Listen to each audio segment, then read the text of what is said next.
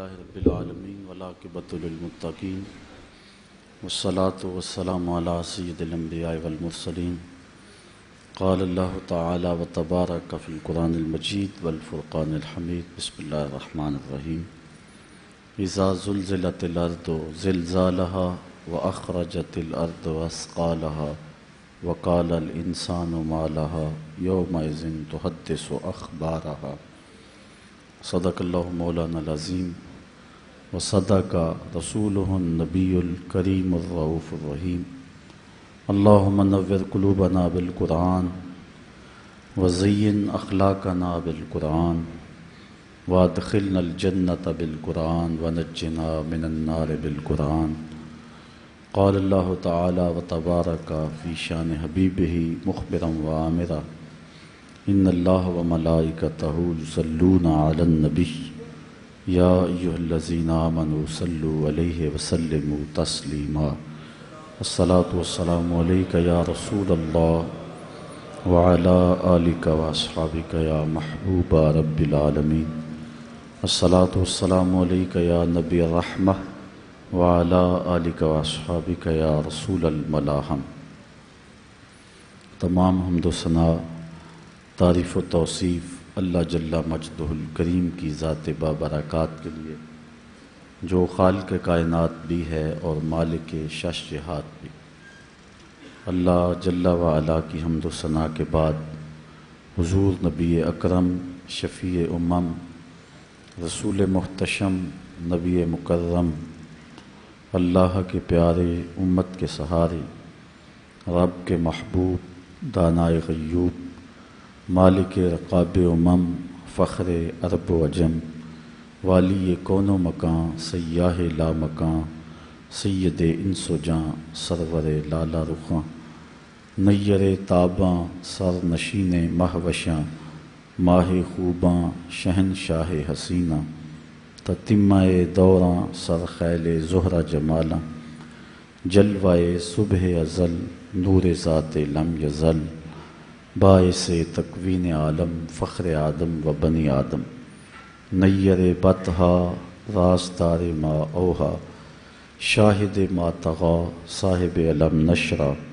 معصوم آمنہ احمد مجتبیٰ حضرت محمد مصطفیٰ صلی اللہ علیہ وسلم کے حضور ناز میں اپنی عقیدتوں ارادتوں محبتوں اور نیازمندیوں کا خراج پیش کرنے کے بعد واجب الاحترام ذوی الاحتشام برادران اسلام السلام علیکم ورحمۃ اللہ وبرکاتہ۔ آج کا عنوان قیامت اور اس کی نشانیوں کے بیان پر مشتمل ہے۔ قیامت ایک امر واقعہ ہے، ایک حقیقت ہے جو روح پذیر ہوگی۔ ہمارے بنیادی عقیدے تین ہیں: عقیدہ توحید، عقیدہ رسالت اور عقیدہ آخرت۔ اس دنیا پر ہمیشہ بیٹھ نہیں رہنا، ایک متعینہ مدت گزار کے ہم نے یہاں سے ایک اور جہان کی طرف منتقل ہونا ہے۔ پہلے برزخ کی کائنات ہے، اس کے بعد پھر قبروں سے لوگ اٹھائے جائیں گے اور ایک دن قائم ہوگا جو 50,000 سال پر مشتمل ہوگا۔ آج زمین میں قوت جاذبہ ہے، گرمی کو جذب کرتی ہے، لیکن قیامت کے دن وہ قوت اس سے چھین لی جائے گی اور زمین تانبے کی ہوگی۔ سورج کا رخ الٹا ہے پھر سیدھا ہو جائے گا، اب بہت دور ہے پھر بہت قریب آ جائے گا۔ لوگ قبروں سے نکالے جائیں گے۔ حضرت ام المومنین سیدہ عائشہ رضی اللہ تعالی عنہا سے روایت ہے، حضور نے بیان فرمایا کہ قبروں سے لوگ برہنہ اٹھائے جائیں گے۔ تو عرض کی حضور پھر ایک دوسرے سے شرم نہیں آئے گی؟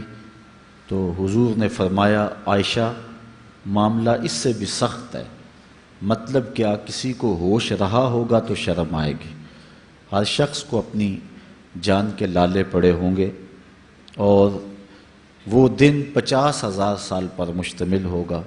ہر بندہ اپنے اپنے گناہوں کے مطابق پسینے میں شرابور ہوگا، کوئی گھٹنوں تک، کوئی ٹخنوں تک، کوئی کمر تک، کوئی کندھوں تک، کسی کو پسینے کی لگام دی جائے گی اور کوئی پسینے میں ڈوبا ہوا ہوگا، اور وہ اس طرح کا پسینہ نہیں ہوگا، اتنا گرم ہوگا کہ اگر اس کا ایک قطرہ احد پہاڑ پہ رکھ دیا جائے تو پگھل جائے، اور اتنا بدبودار۔ ابن رجب حنبلی نے لکھا ہے اس کا ایک قطرہ اب دنیا پہ ڈال دیا جائے تو اس سے اتنی بدبو پھیل جائے، انسان تو انسان رہے، جانوروں کے دماغ بھی پھٹ جائیں۔ تو یہ دن انتہائی سخت ترین دن ہوگا بدکاروں کے لیے، نافرمانوں کے لیے، کافروں کے لیے، مشرکوں کے لیے، منافقوں کے لیے۔ لیکن جن لوگوں نے اپنی زندگی کو اللہ اور اس کے رسول کی یاد میں بسر کیا ہوگا، قیامت کے دن جب لوگ سخت پریشانی کے عالم میں ہوں گے، اللہ تعالیٰ جل شانہ ان کو اپنے عرش کا ٹھنڈا سایہ نصیب فرمائے گا۔ حدیث میں 7 اشخاص کا تذکرہ بھی آتا ہے اور 3 اشخاص کا ذکر بھی آتا ہے۔ جن 7 اشخاص کا ذکر ہے وہ صحیح بخاری اور صحیح مسلم میں ہے۔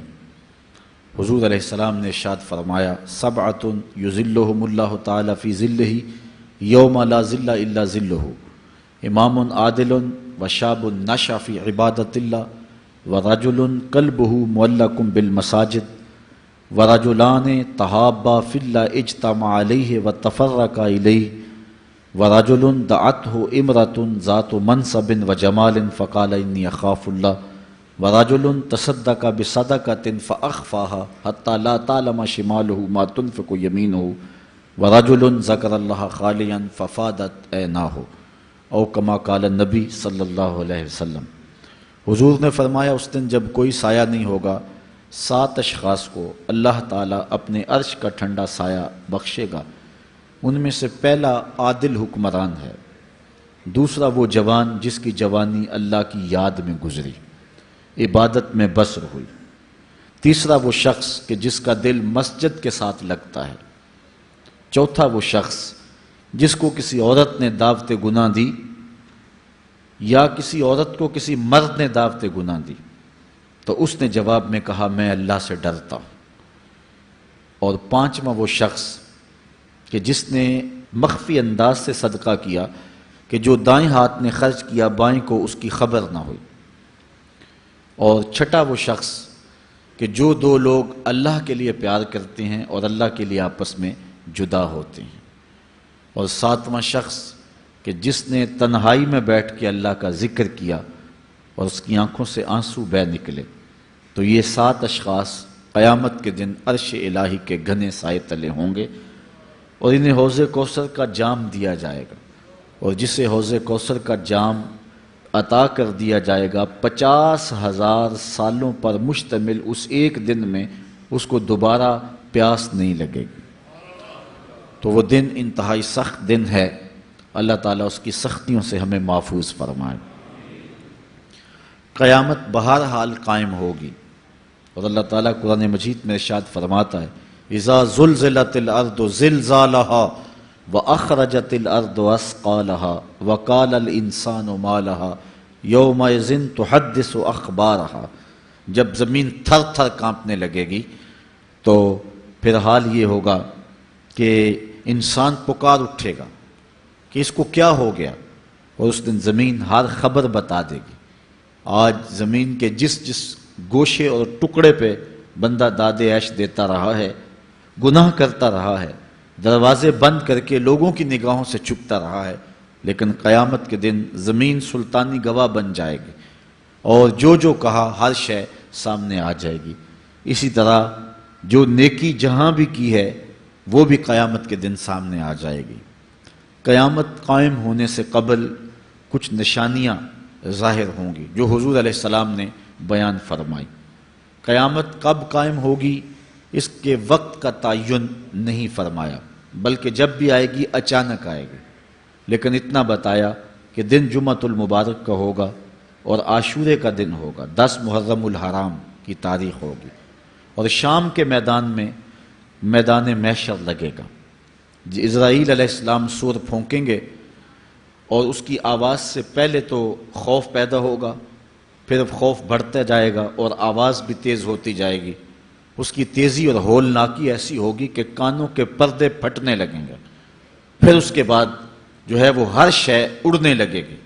اللہ تعالیٰ جل شانہ نے سورہ الواقعہ کے اندر پہاڑوں کی حالت کو بیان کیا ہے۔ جب سور پھونکا جائے گا، قیامت واقعہ ہوگی، تو فرمایا کہ پھر تم اس طرح ہو جاؤ گے جس طرح کہ روزن سے آنے والی روشنی میں اور دھوپ میں جو باریک باریک ذرے ہوتے ہیں۔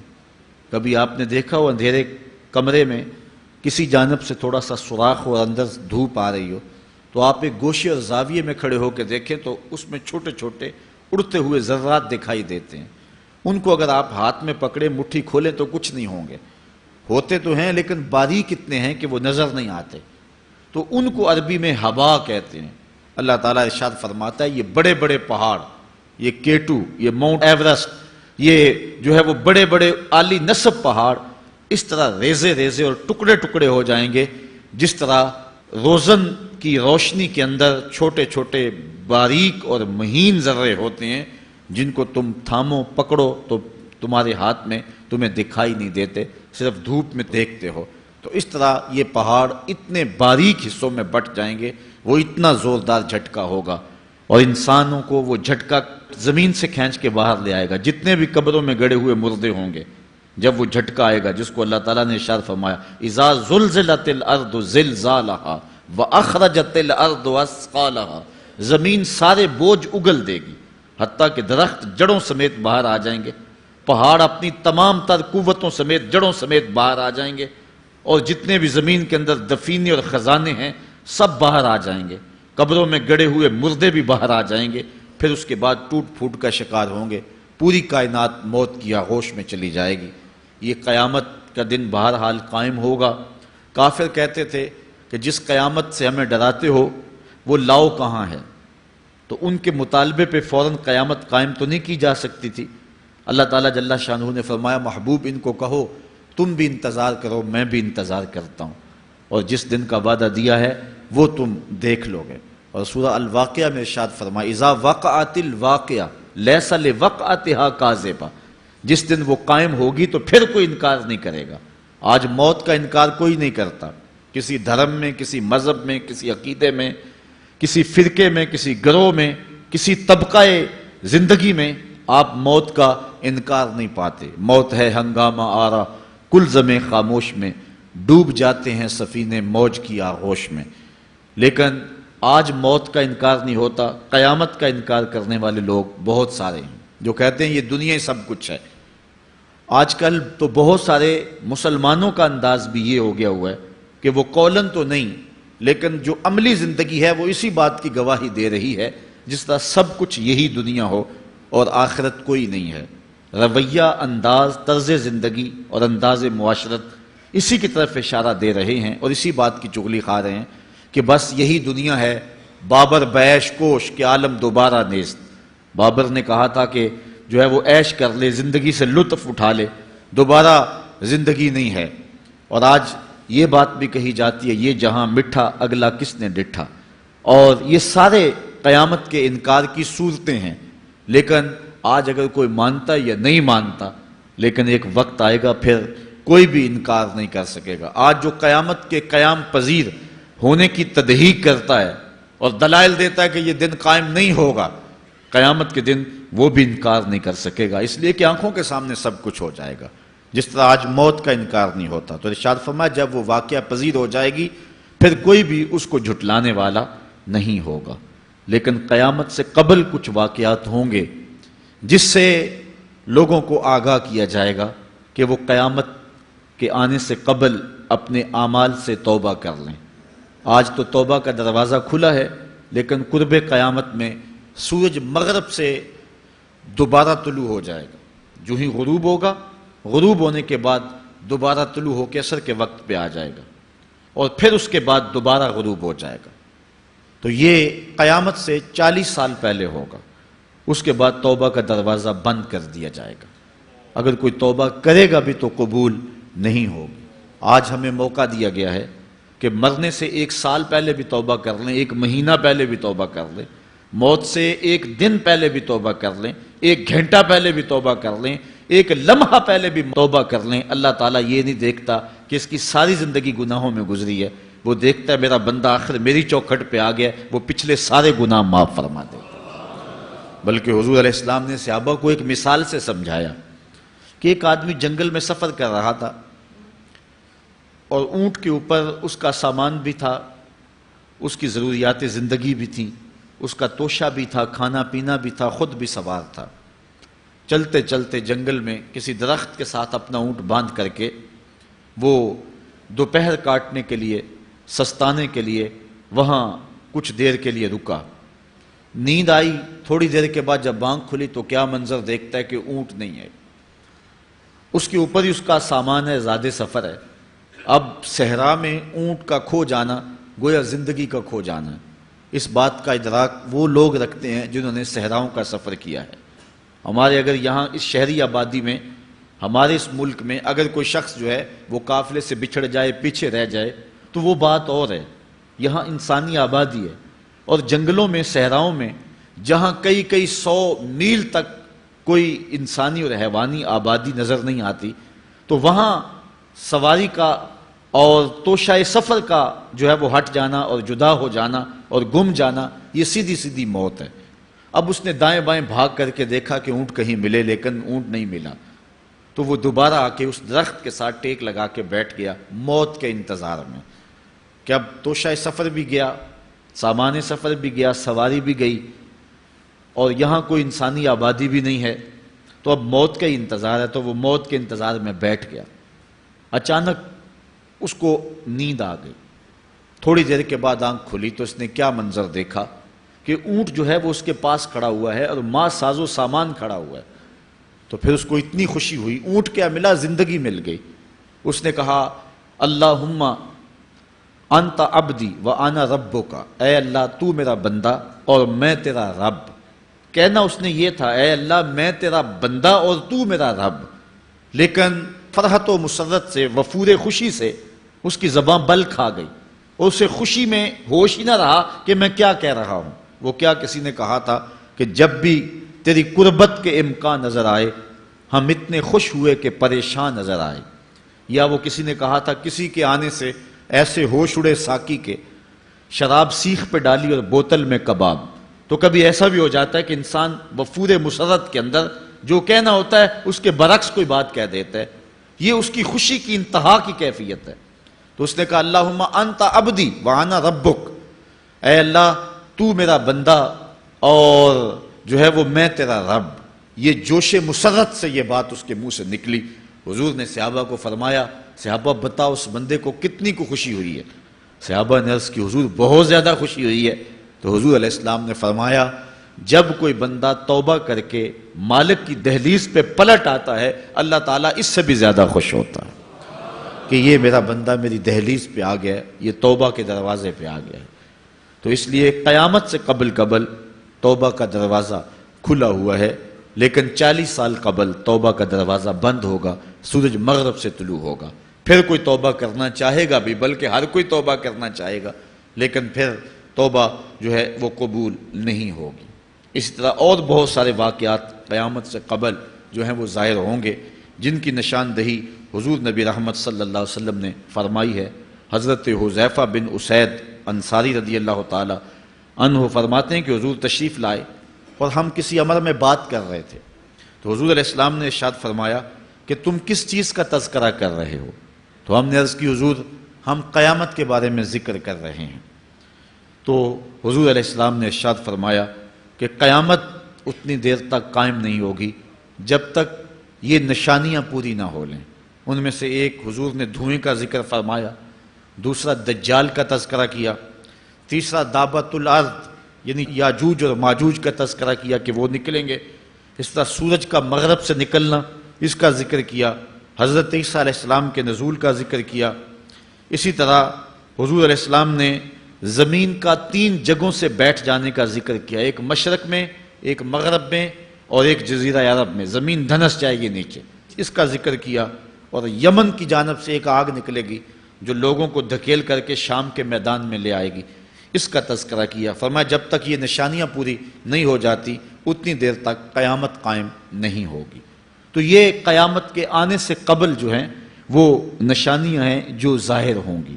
اس کے علاوہ قیامت آنے سے کچھ اس سے بھی پہلے نشانیوں کا ظہور ہوگا، جس کا ذکر حضور نبی رحمت صلی اللہ علیہ وسلم نے ارشاد فرمایا۔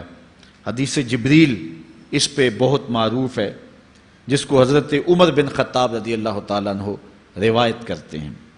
آقا کریم علیہ السلام کی خدمت میں کہتے ہیں ہم حاضر تھے کہ ایک شخص آیا کہ جس کے سیاہ کالے بال تھے اور سفید رنگ کا اس نے لباس پہنا ہوا تھا، اہل مدینہ سے وہ تھا نہیں، اور اس کے چہرے پر، لباس پر، بشرے پر آثار سفر بھی ظاہر نہیں تھے۔ اگر مقامی ہوتا تو ہم جانتے ہوتے، اور اگر باہر سے آیا ہوتا تو اس کے چہرے پر، لباس پر جو ہے وہ سفر کے آثار ہوتے۔ اس زمانے میں اس طرح کے سفر تو نہیں تھے آسانی اور سہولت والے، تو جو بھی سفر کر کے دور سے آتا تو اس کا چہرہ بتاتا یہ مسافر ہے۔ تو کہا مسافر لگتا نہیں تھا اور اہل مدینہ سے تھا نہیں۔ ہم پریشان تھے کہ یہ کون ہے، لیکن وہ آیا اور حضور علیہ السلام کی خدمت میں اپنے زانو بچھا کر کے بیٹھ گیا۔ فَأَسْنَدَ رُكْبَتَيْهِ إِلَىٰ رُكْبَتَيْهِ، اپنے دونوں گھٹنے اس نے حضور علیہ السلام کے گھٹنوں سے جوڑے اور حضور کی خدمت میں یوں ادب سے بیٹھ گیا۔ پھر اس نے حضور علیہ السلام سے اسلام کے بارے میں پوچھا، حضور علیہ السلام نے جواب دیا۔ پھر اس نے کہا بالکل آپ نے سچ فرمایا ہے۔ ہم حیران ہوئے، خود ہی سوال کرتا ہے اور خود ہی تصدیق کرتا ہے۔ پھر اس نے حضور سے ایمان کے بارے میں پوچھا، حضور نے کچھ ارشاد فرمایا ایمان یہ ہے، تو اس نے کہا بالکل صدقتا، آپ نے سچ کہا ہے۔ تو ہم پھر حیران ہوئے کہ خود ہی یہ سوال پوچھ رہا ہے اور خود ہی اس کی تائید کر رہا ہے۔ پھر اس نے احسان کے بارے میں پوچھا، تو حضور علیہ السلام نے اس کو جواب دیا کہ احسان یہ ہے کہ اللہ کی عبادت اس طرح کرے کہ تو اسے دیکھ رہا ہے، اور اگر یہ کیفیت نہیں ہے تو کم از کم یہ کیفیت پیدا کر لے کہ وہ تجھے دیکھ رہا ہے۔ اس نے کہا آپ نے سچ کہا۔ پھر اس کے بعد اس نے کہا مجھے اب قیامت کے بارے میں بتائیں۔ حضور علیہ السلام نے فرمایا جو ہے وہ مسئول سائل سے عالم نہیں ہے۔ تو اس نے کہا اچھا پھر مجھے قیامت کی کچھ نشانیاں بیان فرما دیں۔ تو حضور علیہ السلام نے اس شخص کو جو نشانیاں بیان فرمائیں وہ یہ تھی کہ لونڈی اپنی مالکہ کو جنم دے گی، بکریاں چرانے والے، اونٹ چرانے والے، ننگے پاؤں والے اور ننگے بدن والے تم دیکھو گے کہ عمارتیں بنانے میں ایک دوسرے سے آگے بڑھنے کی کوشش کریں گے۔ بہرحال تھوڑی دیر تک وہ حضور کی خدمت میں بیٹھا رہا۔ اس کے بعد جب چلا گیا تو تھوڑی دیر گزری تو حضور نے فرمایا عمر جانتے ہو یہ شخص کون تھا؟ عرض کی اللہ و رسولہ عالم، اللہ اور اس کا رسول جانتا ہے۔ فرمایا یہ جبریل امین تھا جو تمہیں تمہارا دین سکھانے کے لیے آیا تھا۔ تو حضرت جبریل امین نے آ کر کے حضور سے جو 4 سوالات کیے ان میں سے ایک سوال یہ تھا قیامت کب آئے گی اور قیامت کی نشانیاں کیا ہیں؟ تو حضور نے یہ نشانیاں بیان فرمائیں کہ لونڈی اپنی مالکہ کو جنم دے گی، اور یہ نشانی اب ہمارے سامنے ہے کہ آج اولادیں اپنے جو ہے وہ ماں باپ کی آقا بنی ہوئی ہیں، بیٹی آج ماں کی حکمران بنی ہوئی ہے۔ یہ دور جس کی نشاندہی کی وہ بالکل آج ہمارے سامنے ہے۔ حضرت ابو ہریرہ رضی اللہ تعالیٰ عنہ سے ایک روایت ہے جس کو نبی رحمت صلی اللہ علیہ وآلہ وسلم سے وہ بیان کرتے ہیں، بینما النبی صلی اللہ علیہ وسلم یحدث اذ جاء اعرابی فقال متی الساعہ۔ حضرت ابو ہریرہ فرماتے ہیں کہ ہم حضور کی خدمت میں بیٹھے ہوئے تھے، ایک شخص حاضر ہوا، اس نے حضور سے کہا کہ حضور قیامت کب آئے گی؟ یہ سوال کیا، متی الساعہ، قیامت کب آئے گی؟ آقا کریم علیہ السلام نے اس کو جواب دیا، اذا ضیعت الامانہ فانتظر الساعہ، جب امانت کو ضائع کر دیا گیا تو سمجھ لے قیامت آ گئی۔ جب امانت کو ضائع کر دیا جائے گا تو سمجھ لے قیامت آ گئی ہے۔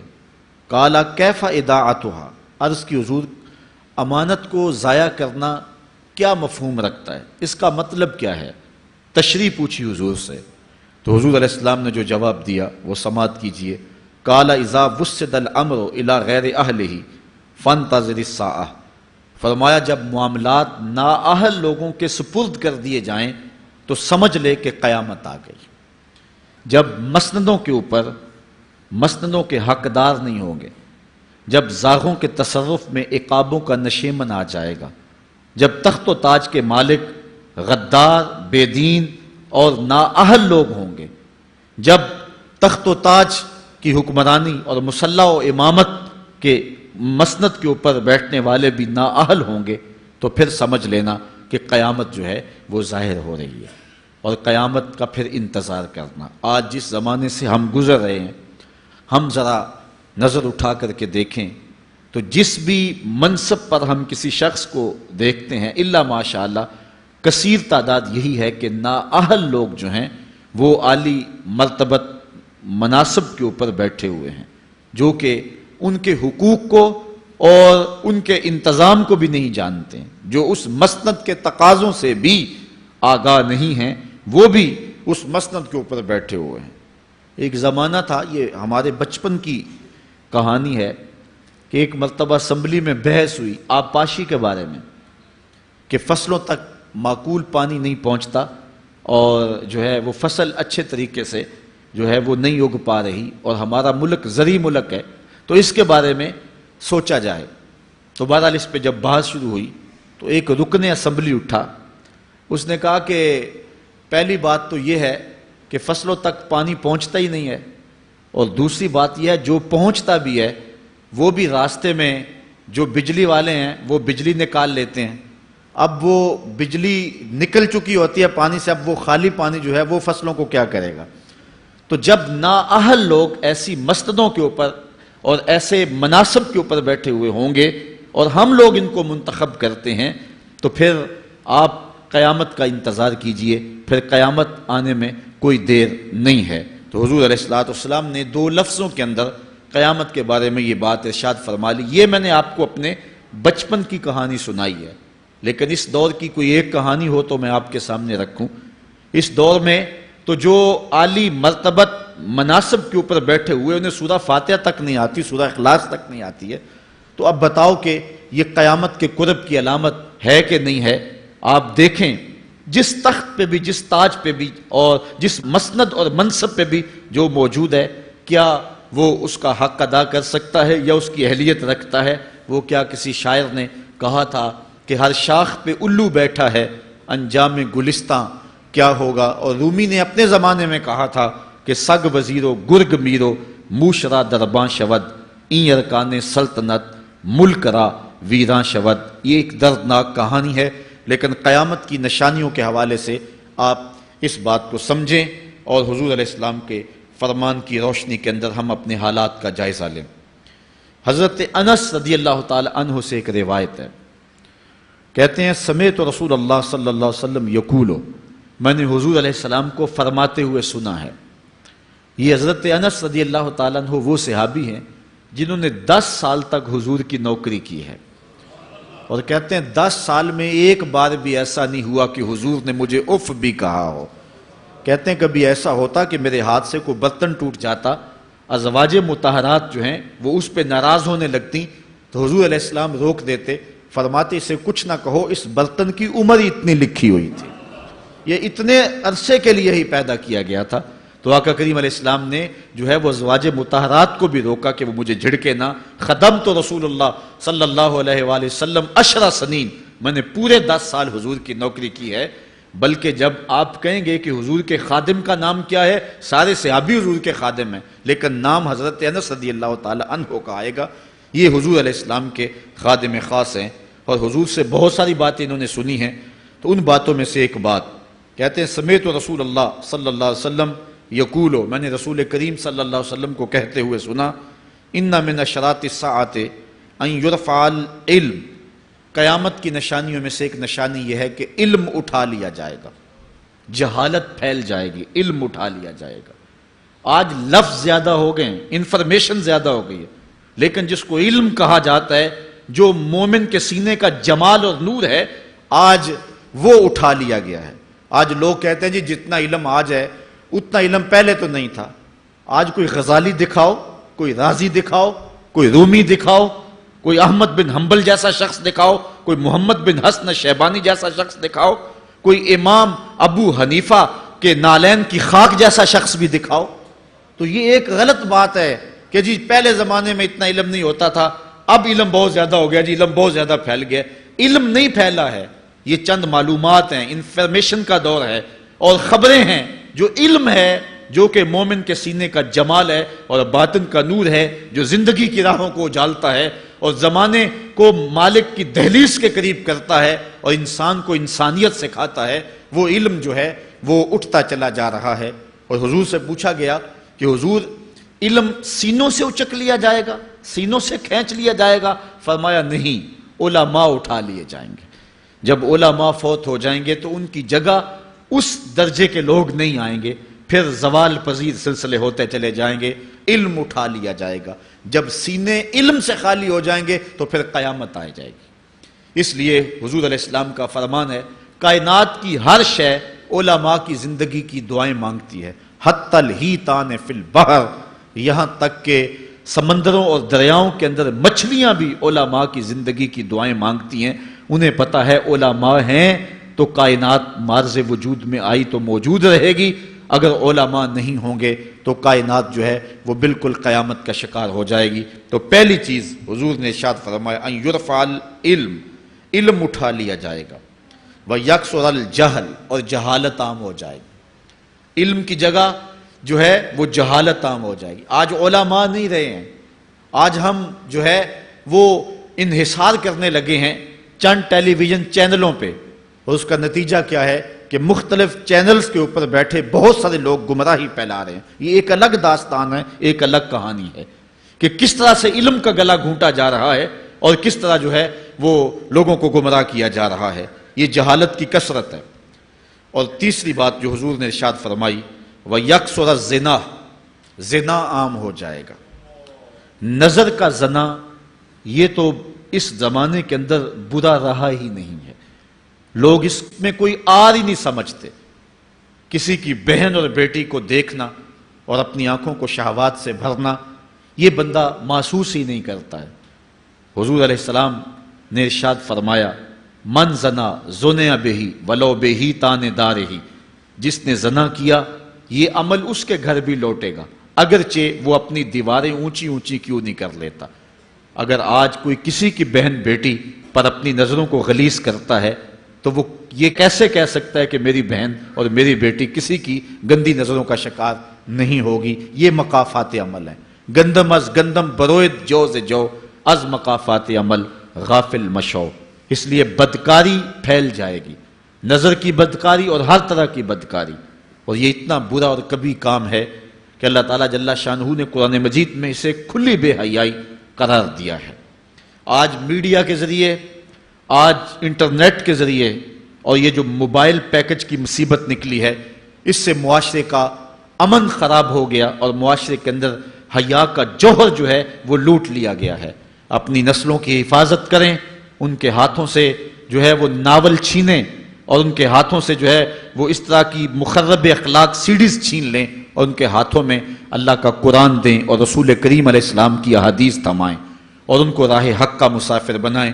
یہ ذمہ داری ہے والدین کی. کل قیامت کے دن ایک عورت 4 مردوں کو جہنم میں لے جائے گی. عرض کیا گیا وہ کیسے؟ فرمایا ایک عورت کو حکم ہوگا جہنم کا تو وہ عرض کرے گی مالک میرے باپ کو بلایا جائے. باپ کو بلایا جائے گا، یا اللہ یہ میرا باپ ہے، میں اس کی بیٹی، میری تربیت کا جوہر اس کے ہاتھ میں تھا، آج جن بدکاریوں اور گناہوں کے سبب جہنم میں جا رہی ہوں اس کا ذمہ دار یہ ہے. وہ باپ جس نے اپنے بیٹی کو سب کچھ دیا، اپنی اولاد کی تعلیم کے لیے اپنے پلاٹ بیچ دیے، جائیدادیں فروخت کر دیں، نہیں دیا تو دین نہیں دیا. کل قیامت کے دن وہ اللہ کے حضور کیا جواب دے گا؟ ارشاد ہوگا اسے بھی پکڑو، اس کے باپ کو بھی پکڑو اور جہنم میں لے جاؤ. عرض کرے گی نہیں مالک میرے بھائی کو بلایا جائے. بھائی کو بلایا جائے گا، مالک یہ میرا بھائی ہے، میں اس کی غیرت تھی، میں جن راہوں پہ چل کر کے تیرے عتاب اور تیرے قہر و غضب کی حقدار بنی اس کا ذمہ دار یہ ہے.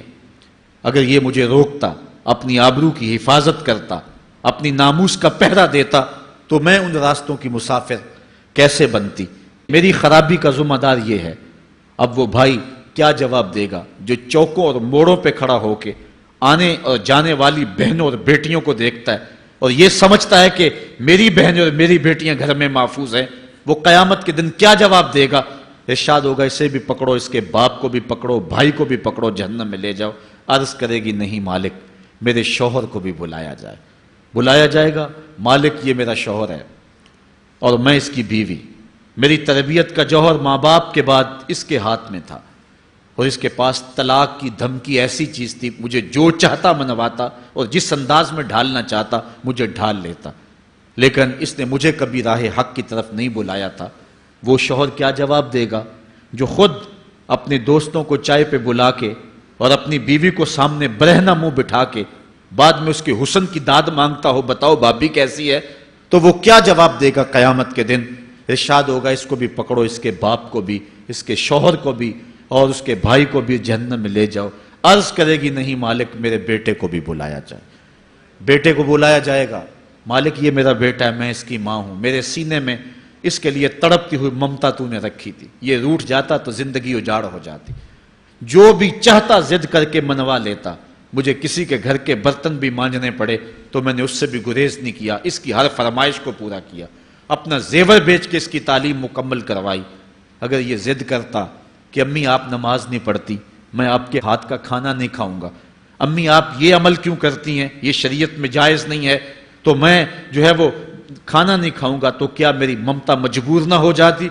اس نے ساری زندگی کیا مجھے اس کے بارے میں کوئی کہا تھا، نیکی کی طرف بلایا تھا، بدی سے روکا تھا؟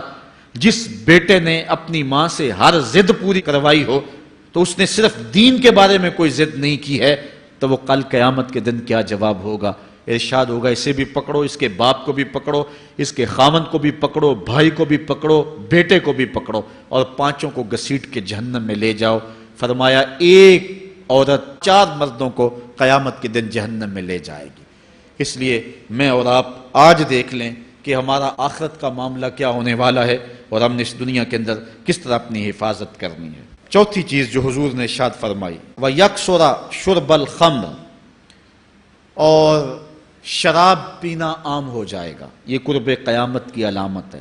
آج ہماری ایلیٹ کلاس میں اور ہمارے آیان حکومت، آیان سلطنت اور سیاستدانوں اور جو ہے وہ عالی نسب خاندان جو شمار کیے جاتے ہیں، ان میں شراب پانی کی طرح سمجھی جاتی ہے، اور آج ہمارے ملک کے اندر جو ہے وہ کتنے شراب خانے موجود ہیں اور کتنے ٹنوں کے حساب سے جو ہے وہ بیرون ملک سے شراب درآمد کی جاتی ہے۔ یہ قرب قیامت کی نشانی ہے کہ شراب عام ہو جائے گی۔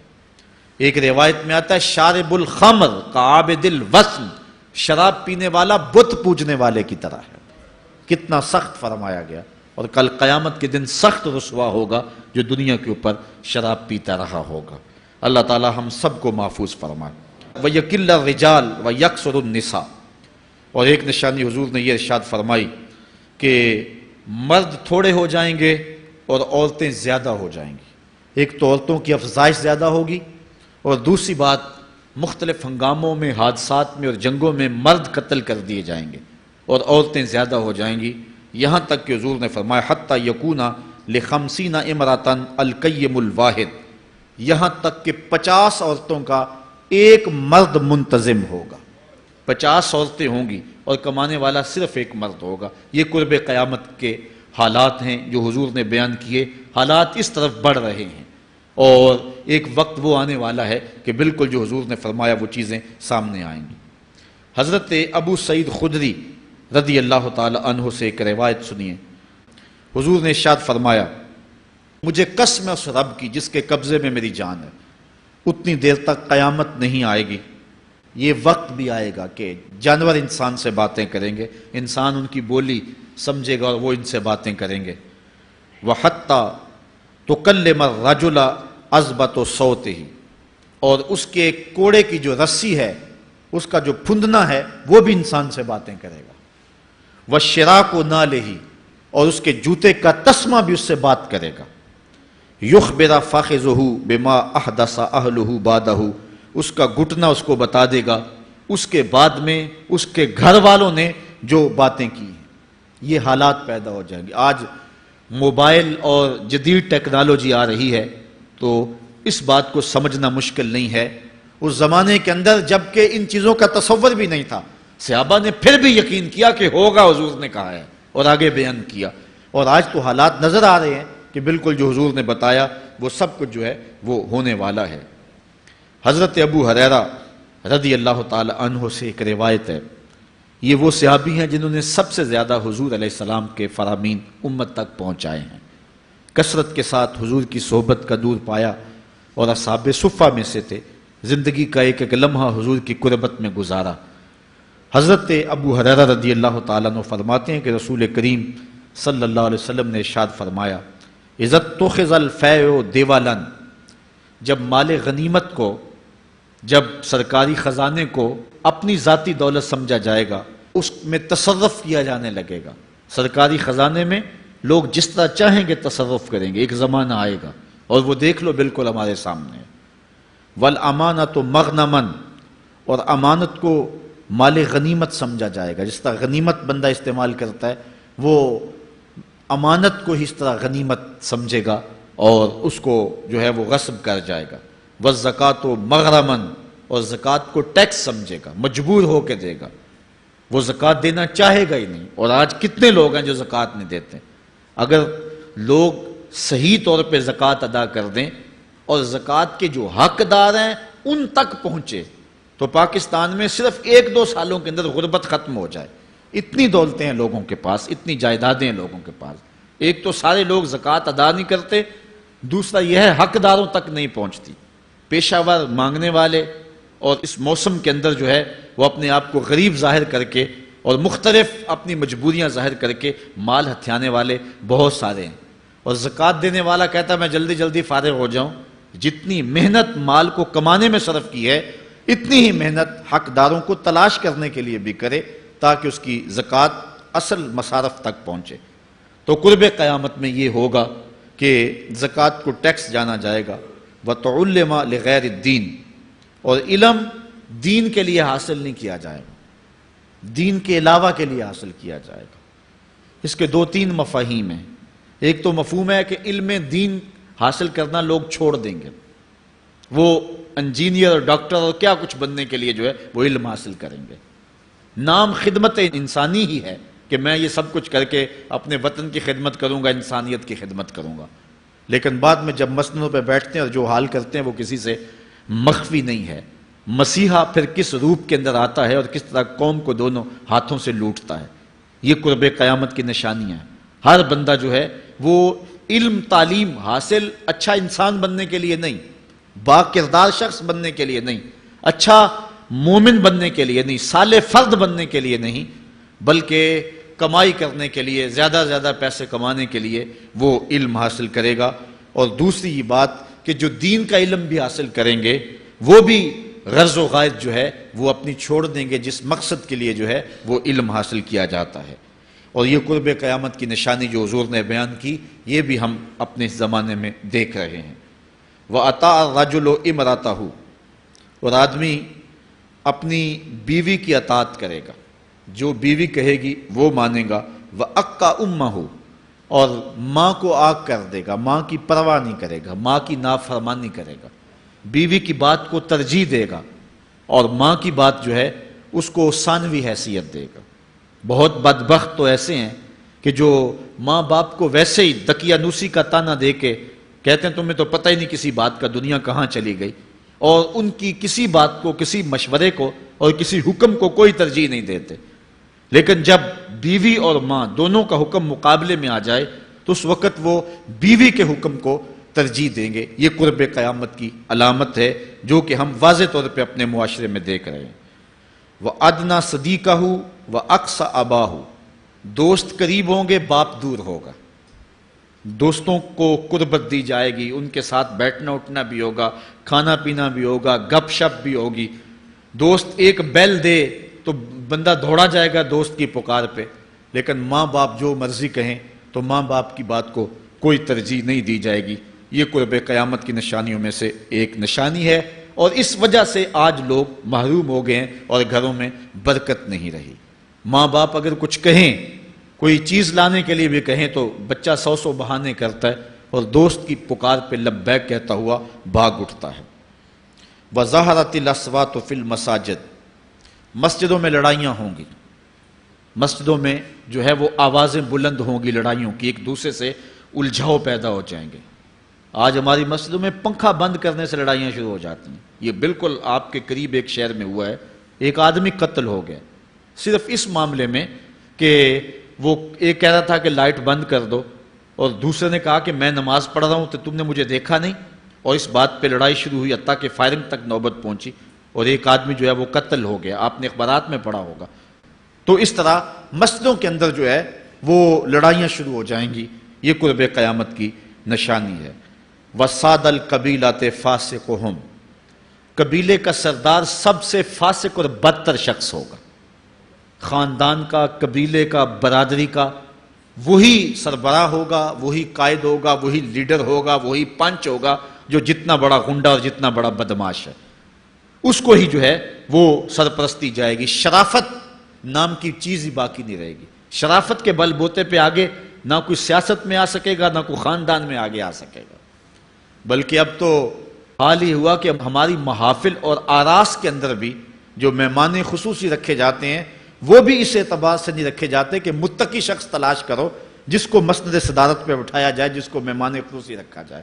اس میں بھی یہ دیکھا جاتا ہے کہ کس کا اثر معاشرے کے اندر زیادہ ہے، چاہے وہ اثر و رسوخ اس نے منشیات فروخت کر کے ہی حاصل کیا ہو، کس کی دولت زیادہ ہے، چاہے اس نے وہ دولت لوگوں کا خون نچوڑ کے حاصل کی ہو، وہی مہمان خصوصی ہوتا ہے محفل نعت میں، چونکہ وہ پیسے زیادہ پھینک سکتا ہے، اور ایک غریب آدمی جو کہ تہجد کی نماز پڑھنے کا بھی عادی ہے اس کو جوتیوں پہ جگہ ملتی ہے۔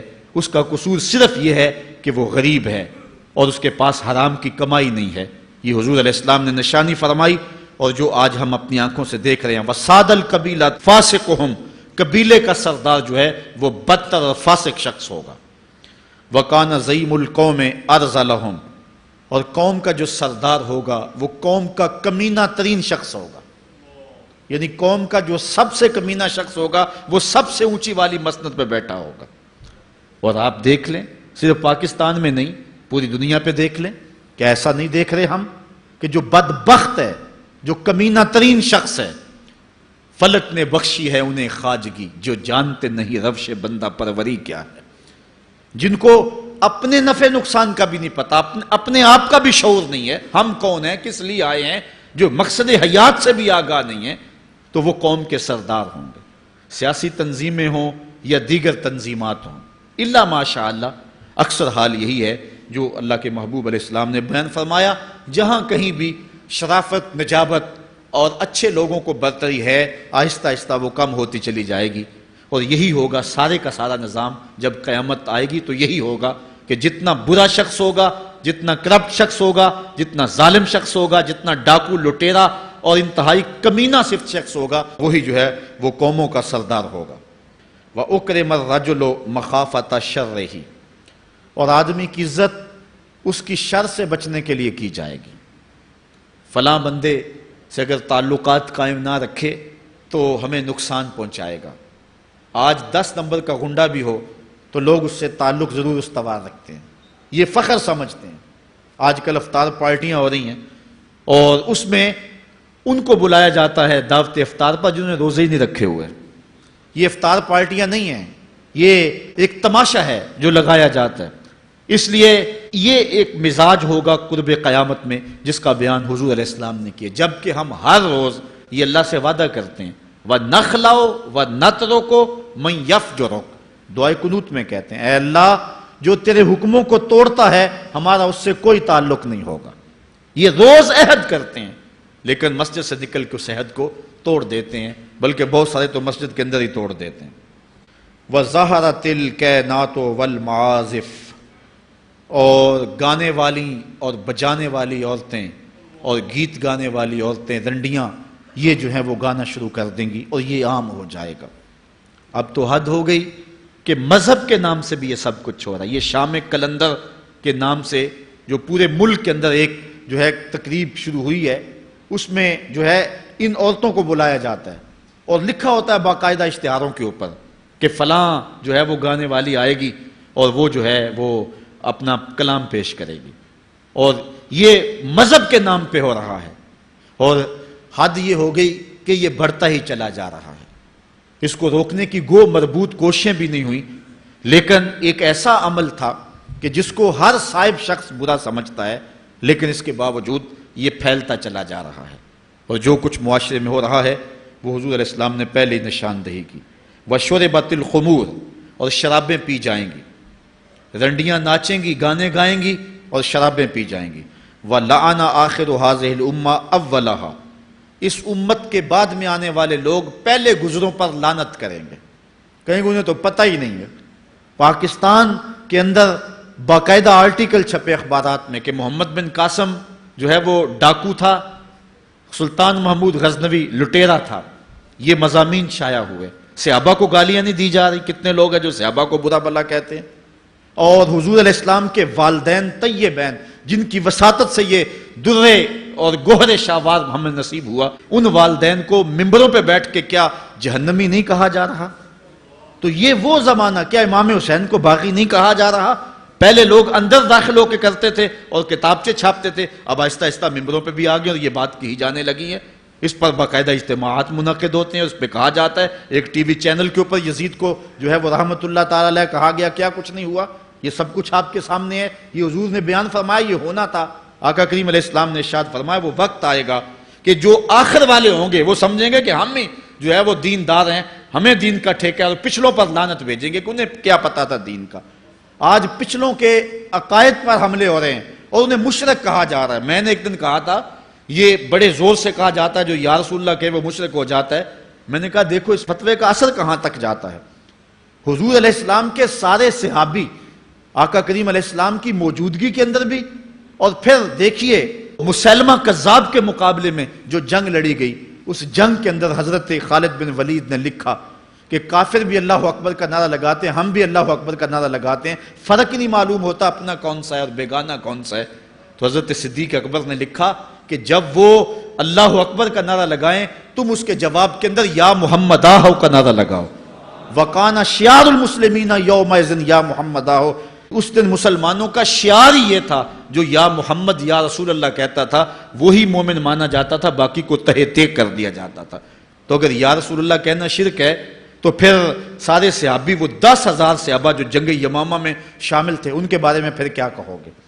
پھر حضرت زین العابدین کے بارے میں کیا کہو گے جو کربلا کے میدان میں مدینے کی طرف منہ کر کے کہہ رہے ہیں یا رحمت للعالمین ادرک لزین العابدین۔ پھر حضرت زینب کے بارے میں کیا کہو گے؟ یا محمد آہو یا محمد آہو ھذا حسین مزمل بالدماء، جو کربلا میں کھڑا ہو کے کہہ رہی ہیں اے میرے نانا حضور، اے محمد عربی، آپ کے حسین کو دیکھو خون میں نہا گیا ہوا ہے۔ تو پھر کیا یہ فتویٰ تمہارا کہاں تک پہنچے گا؟ نہ صحابہ بچیں گے، نہ اہل بیت بچیں گے، اور نہ اولیاء امت بچیں گے، جنہوں نے کہا تھا یا رسول اللہ انظر حالنا یا حبیب اللہ اسمع قالنا۔ تو یہ قیامت کی نشانیاں ہیں کہ اگلے جو ہیں وہ پچھلوں پر لعنتیں بھیجیں گے، ان کو برا بلا کہیں گے، صحابہ کو گالیاں، اہل بیت کو گالیاں، نواسب میں کیا کچھ نہیں کیا ہے۔ اور آج بھی جو دنیا کے اوپر ناسبی ہیں وہ اہل بیت کے بارے میں کیا کیا زبان استعمال نہیں کرتے، حضور کے والدین کے بارے کیا کچھ نہیں کہا جاتا۔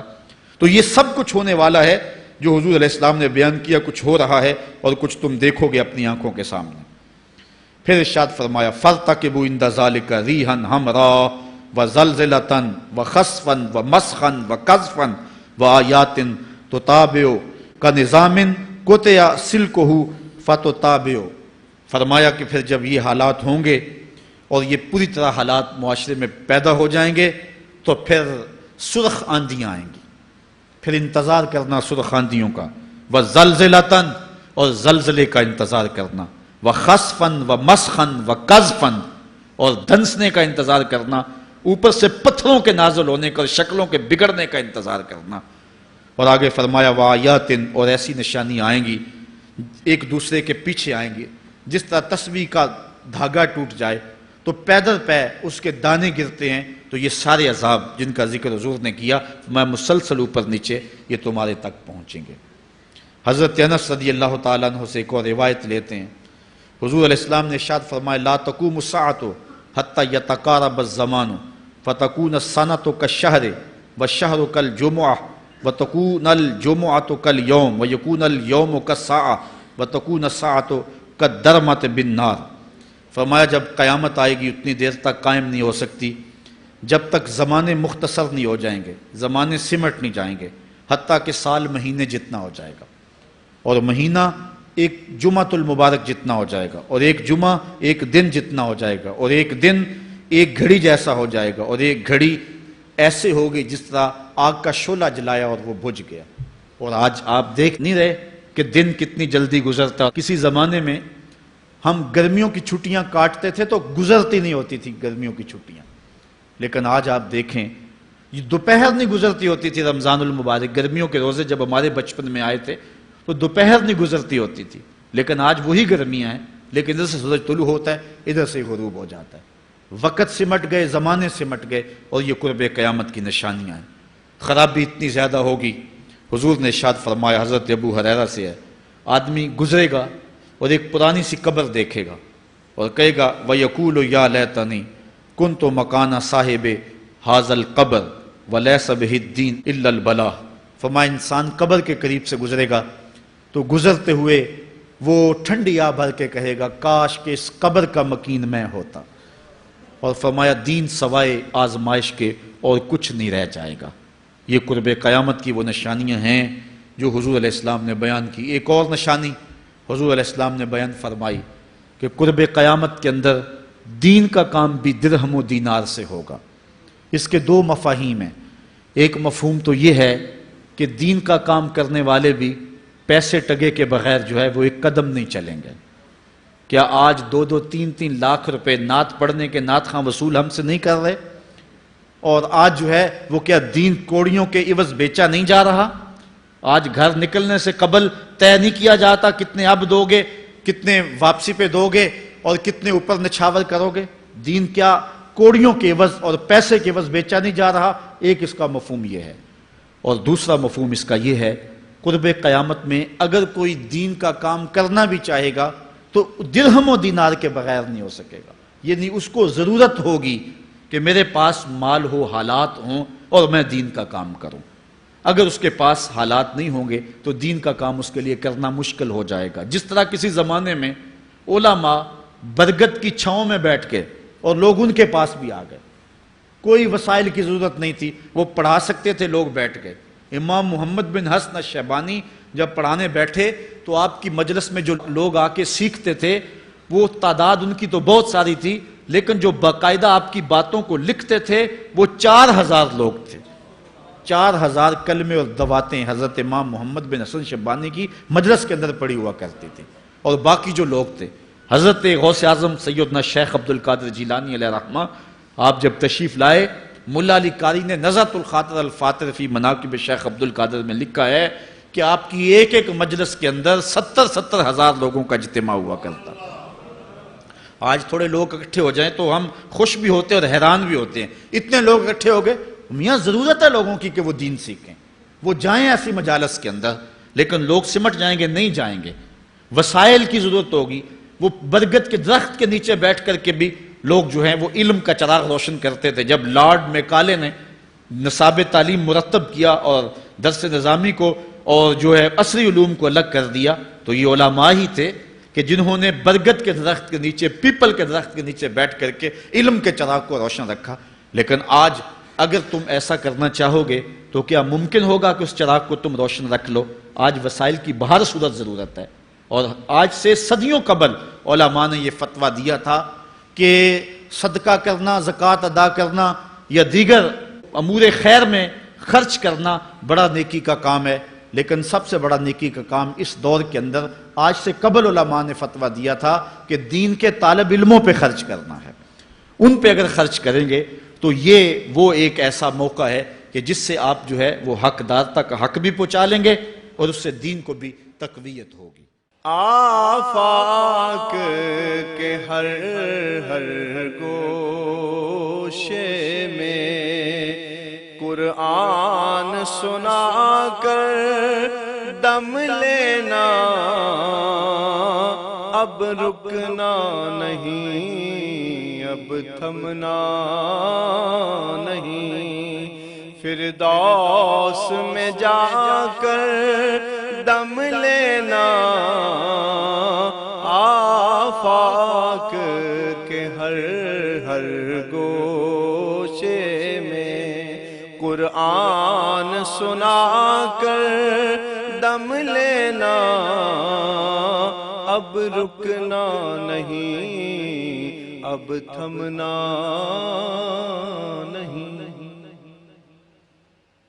بسم اللہ الرحمن الرحیم۔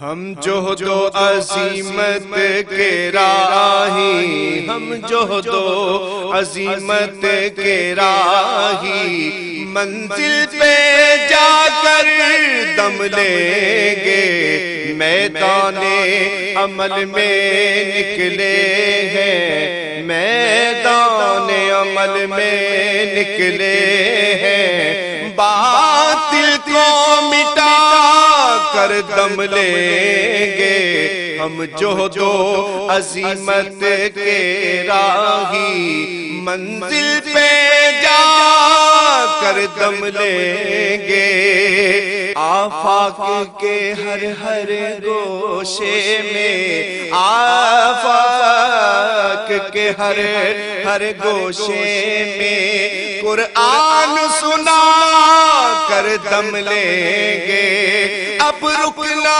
نہیں، اب تھمنا نہیں، اب رکنا نہیں، اب تھمنا نہیں، فردوس میں جا کر دم لیں گے، ہم جہد و عظیمت کے راہی، منزل پہ جا کر دم لیں گے، میدان عمل میں نکلے ہیں، باطل کو مٹا کر دم لیں گے۔ اس دارالعلوم کی ایک ایک اینٹ میں پیار بھرا ہوا ہے، درد بھرا ہوا ہے، تو اس کے لیے دعا گو رہیں، اپنے تعاون سے بھی نوازتے رہیں۔ اللہ کی توفیق سے یہ ایک مرحلہ تقریباً تکمیل کے قریب ہے۔ ہم نے چاہا یہ تھا کہ 3.5 لاکھ روپے کا ایک ستون بما اوپر والا چھت اور فرشی لینٹر جو پڑا ہے، یہ 3.5 لاکھ روپے کا ایک بنتا ہے، تو اگر ہمیں 99 لوگ مل جائیں تو یہ سارا مکمل ہو جائے، لیکن 47 لوگ ہمیں مل سکے، چونکہ 3.5 لاکھ روپے ہم نعت خواں کو دے لیتے ہیں، مدرسے کو دینا ہمارے لیے مشکل ہے، ہمارا مزاج ایسا بنا ہوا ہے۔ تو پورے ملک کے اندر اتنے لوگ ملے، اللہ ان کے رزق میں بے پناہ برکتیں عطا فرمائے۔ باقی جن لوگوں نے انفرادی طور پہ کوشش کی، 2، 5، 7، 8، 10، 20 ہزار جتنی توفیق کوئی شامل ہوئے، تو یہ اتنا کام مکمل ہوا، اور یہ تھوڑا سا حصہ ہم نے یہ کچھ قرض لے کر کے ڈالا ہے، اور آگے والا حصہ بھی ہم نے جو ہے وہ تعمیر کرنا ہے۔ جب اوپر والی چھت کا مرحلہ پہنچے گا تو ایک ستون بما چھت کے صرف 2 لاکھ روپے تک جو ہے وہ ممکن ہوگا۔ احباب اگر اس حوالے سے جو ہے وہ تعاون فرمائیں۔ جامعۃ المصطفیٰ کے جو ماہانہ اخراجات ہیں اس سلسلے کے اندر باہر سے معاونت فارم اگر وصول کر لیں، ایک بچے کا اوسط خرچہ تقریباً 1200 سے 1500 روپے تک ہے۔ اگر ایک بچے کا خرچہ اپنے ذمے لے لیں، ہمارا نمائندہ ہر مہینے وصول کر لے گا، تو یہ ایک تعاون کی صورت ہوگی۔ بہرحال جس طرح جس سے بن پڑے، اپنے مرحومین کے صالح ثواب کے لیے، اس کی تعمیر کے لیے آپ نے کوشاں رہنا ہے۔ جس نے ایک پائی بھی اس جامعہ کے لیے خرچ کی، اے اللہ اس کو جزائے جزیل دے۔ جس نے گزرتے ہوئے پیار کی نظر سے دیکھ بھی لیا، اس کو بھی جزائے جزیل عطا فرما۔